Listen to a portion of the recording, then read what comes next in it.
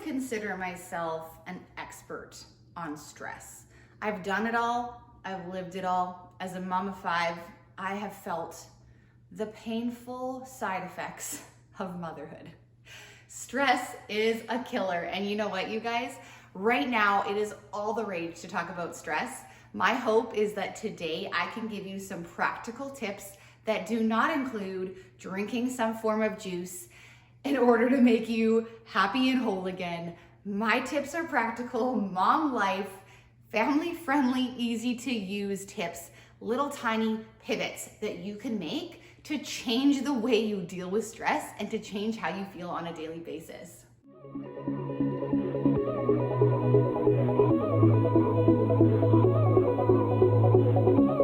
I'm Bree, I'm a personal trainer and a mom of 5, and I am passionate about sharing with women what did not work for me so that I can help them do it differently.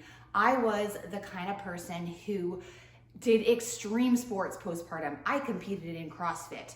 I ran Tough Mudder races at 6 months postpartum. I pushed myself so hard. And I regret so much because now in my mid-30s, my youngest is 7, my oldest is 16, I feel my best that I've ever felt before. And it's all because I changed just a few things with my fitness and health journey. And I actually learned that less is more.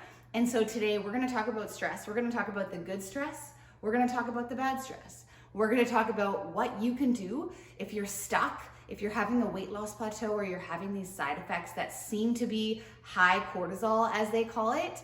We're gonna talk about that and what I would say as your coach, what you should do to finally get the results that you want. Welcome to my living room couch. I've got a nice cup of coffee here. If you guys know me from previous videos, you know that I have 5 kids, so my life can be somewhat chaotic. My office currently is covered, and I'm not talking a few things. I will show you the footage. It is covered in my grade 10 student's project. She's a perfectionist and she is taking days. And I'm trying so hard to be like kind and generous with her in my office space, but it's getting challenging for me. So today I thought, you know what? I'll bring you into my living room. We'll have a heart-to-heart, we'll have a discussion about stress, and I will coach you just like how I would coach somebody who I'm working one-to-one with. So the first thing I wanna get into today is stress in general. There is good stress and there is bad stress, but they both have effects on the body. And this is something that was really hard for me to comprehend because I was like, but going on a vacation is fun. I should feel excited. I should feel all these good things, but excitement also is stressful because it's a change in your body. So for example, I'm quite an anxious person, if you hadn't figured that out yet. Not anxious to talk to you guys, but just I run fast throughout my days. I'm constantly thinking ahead, I'm constantly moving, and I'm worried I'm not gonna have enough time to do it all, which I don't. But because of that, I know the triggers for my anxiety, and I've learned over the years to really listen to those. So one of them being traveling. I love traveling. We just got back from Disneyland. It was amazing, but my body went into full-on stop mode. My digestion took a complete halt for 5 days. I was pretty sure I was gonna end up in the hospital in Anaheim, but you know what? I didn't, and all was fine, but I was awfully uncomfortable. And it reminded me in that moment that there is stress on the body, even if you're having the time of your life. So vacations can definitely be a trigger for some people and can totally disrupt the body's rhythm. Sleeping in a different location, that's enough to put my body totally out of whack the next day. So when you go on a vacation and you wonder why you're so exhausted afterwards, it's not only because you had all the wine and all the food and you traveled, it's also because your body went on this little bit of an adrenaline spike and then it's crashing afterwards, leaving you really, really tired. Now, it's pretty easy to pinpoint what bad stress is. Bad stress is honestly anything and everything that makes you cringe inside. For me, screaming kids that are my own is kind of a trigger for me. And that's because for years, my kids were screamers. They were like the 3 o'clock to 6 o'clock screamers. And that's when my binge eating started, right? I was just trying to feel calm and quiet. Inside, when I was feeling panicked, And so for me, even to this day, even though the screaming is so much less when they're, hit 7 and 9 and 10 and 14 and 15, I don't know, their ages are changing all the time. They're somewhere in there, okay? Even when they're all changing and people are growing and it's less direct, pressure to take care of them, you still have that response in your body that you remember from those little years. If you ever had a colic baby who screamed all night long, you will know this. You will know that when you hear a baby scream, there's a little knot inside your stomach that goes, and then you remember, you're safe. This is not your baby. You do not have to worry. And it passes. But all these little things triggered stress responses from our past, traumas, little tiny things, not necessarily big life trauma, but just little things that we remember in our body as stressful experiences. And they can come up anytime and in any way. Another thing that really can stress people out is not knowing what their schedule is going to be like. And as a mom of 5, I've really had to adjust my mindset here. What I mean by that is that I have a loose plan of what's going to happen today, but there's a million different options. And so what I mean by that is if I plan to work out in the morning at 7 and 7 didn't work, I made a promise to myself that I was going to get that done. So I'll probably squeeze it in, even if it's only 10 minutes somewhere in the day. I just have to be able to be flexible with my plan. But some people are real planners and they need to know what they're doing and when they're doing it. And I totally get that. So things like that, things that are out of our control, also trigger stress responses. So now that we've gone over the negative things, I also want to go over exercise, because to be honest with you guys, nobody really looks at exercise as a stressor on the body. And the reason is because while it is really good for you and releases endorphins and all these wonderful feelings, it also does induce adrenaline. And so what I mean by that is if you do go for a run, you are telling your body you're in a more stressful state with your elevated heart rate and the actions you're doing and the muscles that you're using, you are telling your body like, hey, we are under stress. Now, not all those negative stress hormones can be canceled out by the positives of exercise. And this is what kind of got me in trouble.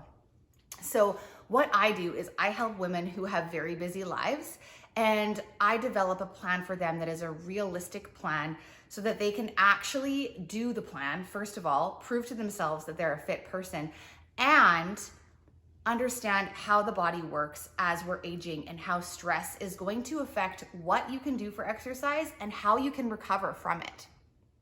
So for instance, if a client comes to me and they're not sleeping, I am not going to tell them that it's time for them to start training for a marathon. That is a terrible idea. To be honest, if you aren't getting any sleep at all, that's your goal. That's what you need to start with. But I also believe that we need to train ourselves to be healthy people. And in order to do that, we need to move our bodies. So what I would prescribe for somebody who's lacking sleep, which is a huge stressor on the body, is almost strictly walking. I would sometimes add in core for the postpartum ladies. I know that's extremely important that we're working our pelvic floor and our core. So I would add that in as well as walking as a starting point. We have to analyze where we are in our life, how our stress levels are before we commit to these exercise and fitness programs. So we've talked about the fact that cardio raises our heart rate. Long endurance cardio really takes a toll on the body and really takes a toll on our stress hormones. And so I was recommended to keep my cardio to under 30 minutes with only my heart rate being around 100 to 120 beats per minute. Now, if you've ever worn a tracker, you will know that that is not a very high heart rate. It is almost walking pace and walking at a speed that is, a little bit faster than just, a meander, but it is not very intense. And so one of the things that happens is I often get clients come to me and I'll give them a 3-day-a-week or a 4-day-a-week lifting program, and I'll give them walking as their prescribed cardio. And it's very common for women to be like, I feel like I'm not doing enough. And I always say that's kind of the point. Are you used to stressing your body out at every single workout? Those hour-long spin classes that you're doing, they are great and so much fun. And I'm so glad for you that you got out of the house to move your body. I am. I'm so glad that you have that community in that spin group or whatever it is that you're getting from that. But what I'm going to say is you might want to watch what you're doing depending on what you have going on in your life. It's also age dependent. I mean, as somebody who is so close to perimenopause, I'm 30 off 5, almost 36. I was like stuck in the middle there when I said that. It almost like didn't come out the right way. I can't believe that I'm 36 almost because I feel the best that I've ever felt. But to be honest, I cannot do the things that I could do at 25. And even when I was doing those things at 25, I felt like crap. Like I was never happy. I was always irritable. And so for me, I'm strictly a walker now. I might add in 5 or 10 minutes of running just to feel like, yeah, I can do it. But you know what? I walk and I lift weights because I want strong bones as I age and I want to feel good. I want to be able to be happy after exercise and have energy from it, not have the exercise take away from my life. So since we're going over exercise and how it can add to your life or take it away, let's talk about what will happen to you if you decide to push it really, really hard and you're in a stressed out state. Stressed out states can be anything from a lack of sleep to too much alcohol, to too little food, being in a calorie deficit for too long, to kids waking you up screaming, to dealing with behavior issues, to your own health struggles. There's a list a mile long. Good stress, bad stress, holidays, all the things. We need to take it all into account and say what's realistically my stress level right now and how am I coping with it. Number 1 is figure out how to cope with it. And then number 2 is understand what you're doing so that when you do make a plan to do something, it's going to be effective. So when we add weight training in, we need to make sure we're resting enough to recover your muscles. It's really easy for us to get like hooked into this weight training routine and continue to go every single day and just love that feeling at the gym. But if you're not watching out for the symptoms of overtraining or overreaching or being super stressed, I would say you're probably not doing it right. Some of those symptoms are feeling really irritable with everyone around you. You can even lose your period, which I actually did for 4.5 years, being so stressed out all the time. And I was very emotionally dry is how I would put it. It's just when you give everything to your exercise routine, you don't have the energy to be patient with other people. And I think that being snappy and being angry is one of the most common symptoms of overtraining and overreaching. So if you're training for a marathon or whatever you're training for, or you're doing your spin class 3 times a week right now, and you're starting to feel like it's just, you're tired and you're snappy and you're grumpy, there's a chance that you need to slow down for a little bit and let your body recover into a more restful state. I absolutely love walking because it puts your body into a parasympathetic state. And so as you're exercising, you're also resting, which is amazing. So a parasympathetic state is basically the rest and digest part of how we're feeling. So when we're eating, when we're sleeping, when we're resting, those are the feel good. The body's able to do what it needs to do, all of its functions. When we're in stress mode, it stops doing the things that we need to do, like digest properly in order to deal with that stress. And so a lot of people with IBS would likely say that they have a really stressful life and that it's really hard for them to manage stress. I am definitely one of those people who notices I get a stomachache before big events. I wonder why that is. Or if I do add in a lot of cardio, I will notice that my digestion is really poor. And that's honestly because my body just doesn't tolerate it. So to be completely honest with yourself is extremely important in this circumstance. Where are you in life? How old are you? What are your goals? I have seen women in their 40s transform their bodies with weight training and walking. I know it works. I tried everything for 10 years, and when I finally slowed down to 4 days a week of weightlifting and walking in between, I finally saw changes. The other thing that we need to watch out for is being in the calorie deficit and how that causes stress just on its own, and we can't forget that. There is a reason why we don't stay in a calorie deficit forever, and why I always tell women that we're gonna go in and we're gonna come out. And that's because during that time, you are slowly but surely raising your stress levels. Your body is going to feel the effects of not having enough food. And we don't want to put you in a state where you're not able to do your life well because you're in a calorie deficit.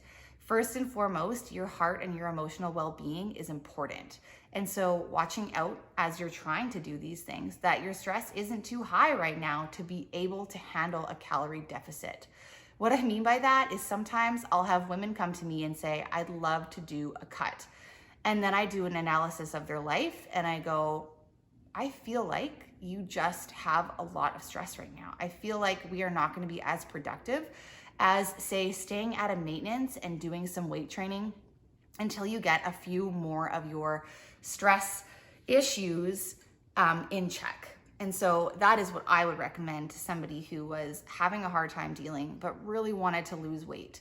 You can build muscle at maintenance, especially if you're a newbie lifter.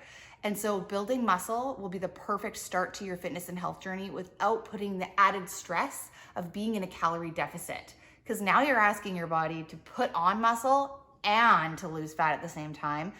That's challenging and hard. We do need to be gracious with ourselves as women because we are not small men. We have cycles. We have all these things that we are not in control of with our body and all these changes that we go through as we're aging. And so what we can tolerate and our stress levels will be an ever-changing thing. We need to be able to be flexible enough that we can reevaluate our goals on a daily basis and understand that if we want long-term fit, lean bodies, it's gonna take us longer to get there because we're gonna actually make sure we are taking care of ourselves along the way, because there's no point in getting to the destination if once you get there, you're so done, so burnt out, so stressed that you just quit everything. I'd rather the process take you a year than take you 3 months, because I know that if you're doing it over a year, you're doing it slow enough so that your body is going to respond with love to you. It's going to give back what you give it. So if you're asking your body to do extreme things, that's exactly what it's going to give you. Of course, there's a lot of supplements that I've tried and people are trying and promoting, and it's a big thing right now. And because of that, I'll just go over a few of the things that I think that you guys could work on yourselves without having to add supplements into your routine, depending on your stress level. To be honest, I was at a stress of like level 10 for so many years that I needed the supplements. And I saw a naturopath and I worked with one to try and calm my nervous system down. Some people just need it. And sometimes even natural medicine isn't strong enough. Sometimes people need real medicine from the doctor. I personally take anxiety medicine. It has helped me for years to be a calmer, nicer mother and able to show up for myself without this constant feeling of panic or rush or hurry inside. And so you do what works for you. But yes, there are supplements you can take. But you know what? There's also just things that you can do in your daily life to really help mitigate the stress. Number one, you can pray, meditate, be calm, be still. Whatever you believe in, however you do it, take the time to sit in silence and practice breathing. That's all you need to do, is because we as a society have forgotten how to breathe. And I'm not even kidding you. If you pay attention to what you're doing during the day, say cleaning your house or talking to your kids, how much do you actually breathe in between sentences? It is a chaotic world. We live in chaos, and we have to tell ourselves and parent ourselves to stay slow down. And so I say we practice 10 minutes of breathing, deep breathing, box breathing. There's so many different methods. You can look into breath work if that's something that you think would help you. Breathing. Simple, and it's free, which I love. I love free things. I don't have a lot of money. I've got 5 kids. Free things is where it's at. And on top of that, of course, you can reduce your caffeine. Now, reducing caffeine comes with some consequences of being exhausted for a while, but I have heard for some people it has been really beneficial. But you know what my real recommendation would be? I would say add some green tea into your life instead. So if you're really struggling with stress and you want to have a little bit calmer of a caffeine roller coaster, you can take the green tea because it has L-theanine in it, which really helps stabilize that caffeine and helps us process it. And so one little hack that I did that I'm showing in my next video is I take L-theanine with my coffee. I cannot tell you that this is what you should do. This is personally what I do. Talk to your doctor, talk to your naturopath. But I figured if I added the L-theanine to my coffee, would that not be the same thing as having green tea? I feel like it would be in my eyes. I'm not a doctor, but it works. It helps me feel a little calmer and a little more regulated, and it helps me not have such a big crash, which is the problem with coffee. So caffeine, and of course, breathing, and of course, sleep. So to be honest with you, sleep is probably the number one thing that you should be working on with your health as a mom. And it's also the hardest one to do. So you get a baby and they're like, hey, congratulations, now you're never gonna sleep again, but don't be stressed. Yeah, I'm sorry that that's the way it is. I've been there. I'm a little bit past that phase now, but now since we are in the perimenopause phase of life, I am experiencing night sweats, which wake me up at night. And yeah, sometimes it just doesn't feel that good. So I'm also waking up at night. But to be honest, if you can try to get your sleep wherever you can, however you can, that will be the number one way to lower your stress responses. It's impossible to not be stressed with no sleep. It's where we recover. It's where we grow our muscle. It's where we rejuvenate. Focus on it. Make it a priority. If you're the one causing you not to have sleep, this is your message today. If you're the one that can't stop scrolling because you just want a little bit of you time after the kids are gone to bed, and before you know it, it's 11 and your alarm's going off at 5, you need to change your patterns. And I need to change my patterns. Sometimes I'm working on my computer till late too. And you know what? We do what we have to do. But if you are experiencing a stressful season of life, prioritize it. The last tip I'm gonna give you today is a little bit unconventional in terms of, I don't know, people might think that's restrictive. But if you are experiencing a lot of stress right now, eliminate alcohol. I know you're thinking, Bree, alcohol makes me feel relaxed. I know it does. It does for 20 minutes, okay? Let's be honest. 20 minutes. I love a good cocktail. Don't get me wrong. But how do you feel after that 20 minutes? I feel tired. I'm really tired. When I have a drink, I'm exhausted. So after 20 minutes, you have your drink. Now you are lower down on, like, if your anxiety was here or your stress was here and you had a drink and it brought you to here, well, when your drink wears off, it's bringing you like a step lower. And with every drink you add on to that, it's bringing you another step lower. And then on top of that, it's extremely toxic for your sleep. So not only are you missing out on your REM sleep, you're also missing out on feeling good. I don't know. I don't know what the answer is. I still believe in balance. I still believe in never say never, but you kind of have to choose sometimes, especially when you're in your 30s, because when you're in your 30s and you are trying to add in a strength routine, that's already going to be a positive, but a stress on the body, coupled with, parenting, motherhood, work life. And then on top of that, you're adding in a couple of drinks on the weekend. You're just compounding your stress.